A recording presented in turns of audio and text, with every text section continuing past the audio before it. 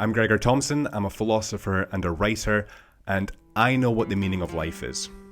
Welcome to The Struggle.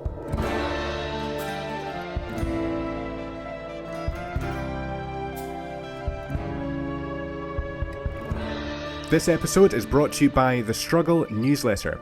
This is a weekly email newsletter that I send out for free every Sunday, a short article concerning the art of embracing productive struggle.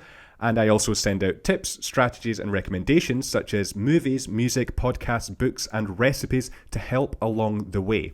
To sign up completely for free, go to gregorthompson.com, the link will be in the show notes, confirm your subscription, and check your spam folder for your welcome newsletter, and then add me to your contacts so that you can continue to receive it in your inbox every week for free. And that's it. You're on your way to being more productive, healthy, and motivated.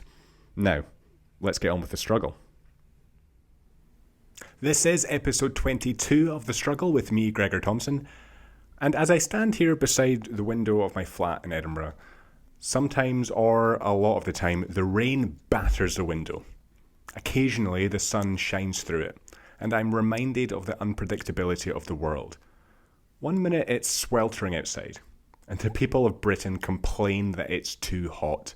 The next, the heavens open and we are drenched to the skin whilst walking home, absolutely livid in our t-shirts and shorts, annoyed that we continually forget that British weather changes at the drop of a hat and we are eternally never prepared for it. But the world can be a very uneasy and unpredictable place. However, the practice of embracing struggle leads us to a path of anticipation and calm. We can prepare ourselves for whatever the world throws at us because we have embraced the struggle. The change that occurs in the future will be easier because we've been struggling the whole time. So what's some unpredictable chaos going to do? It's only going to make us stronger, but only if we let it. The unfortunate binary of the world is that the burden of suffering can break one and reinforce another, and it's down to you to decide which one you'll be. Will you be the one who lives a life of predictability and comfort, who complains when life gets slightly chaotic, and who longs for old age so that they can retire safely? Or will you buckle up and achieve something meaningful, never thinking of retirement because life is worth living now, in the present, not longing for a future of old age and inaction, but rather living a life now of struggle, uncertainty, and beauty? Hunter S. Thompson said, "Who is the happier man? He who has braved the storm of life and lived, or he who has stayed securely on shore and merely existed?" When you allow the unpredictability of the world to hammer you down, you start to blame others, or luck, or your upbringing, or your parents, or your society, or your race, or your gender for your inaction. Yes, there is inequality in the world, and yes, there definitely is not a fair starting line for all.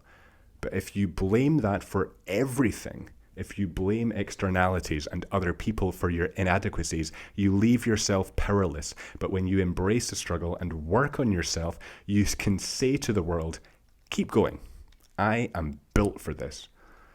But when you cushion yourself from the unpredictability of the world, you make yourself weaker mentally, emotionally, and physically, and less prepared for when unpredictability, uncertainty, and chaos show themselves, because they definitely will. It's not that you haven't been dealt a bad hand, it's how you react to that bad hand.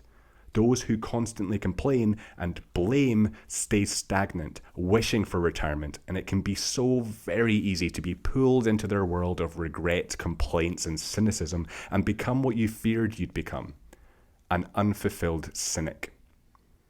Once you've embraced the world of struggle and you're working hard, exploring your past and becoming more aware of your arising emotions and unconscious habits, the seemingly bad luck that comes your way will not seem so bad. It will be shrugged off through the acceptance of the unpredictable world, or better still, you'll be grateful for it because you know you'll be stronger having dealt with it. Sometimes you get all green lights on your way home. Sometimes you don't. It's not your bad luck that makes that so. It's your perspective. You rarely notice when they're green, but when they're red, you're infuriated, and it seems like they are always red when you arrive at them.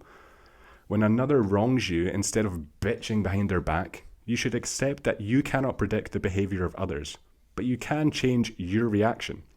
An awareness of this unpredictability can work in your favor. Maybe you have a quiet word with the individual in question to voice your thoughts. Maybe they hadn't been told this about their behavior, and they tried to change. You've just made the world better, and it did not involve complaints or anger or gossip. Nothing meaningful ever happened with people gossiping, whereas calm, reasoned thought processes are the antidote to this unpredictable world, not the emotional and neurotic whining. And whilst we're on the subject of unpredictability, there's a famous quote by Oscar Wilde, which reads, "If you want to be a grocer, or a general, or a politician, or a judge, you will invariably become it. That is your punishment. If you never know what you want to be, if you live what some might call the dynamic life, but what I will call the artistic life, if each day you are unsure of who you are and what you know, you will never become anything. And that is your reward."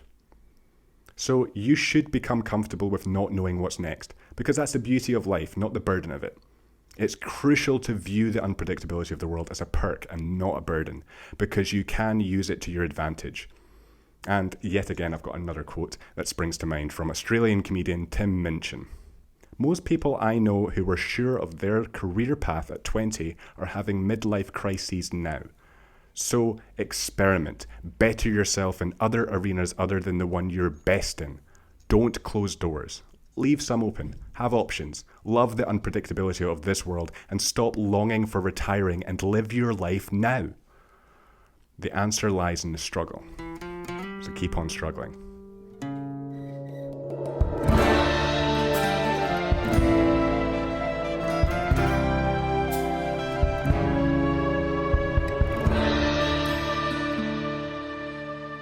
Just a few more things before you take off. Firstly, thank you for watching. It genuinely means a lot to see people viewing and liking the content. Second, if you're enjoying the content, please subscribe. It's the best way you can support the podcast. As you can probably tell, I don't have a team behind me helping with recording or editing the podcast. I don't have much fancy equipment, and I don't have much financial resources to keep the podcast going. So any support, any subscriber is helping the podcast grow and helping me more than you know.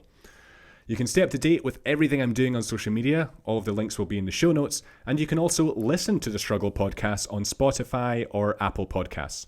And lastly, keep on struggling.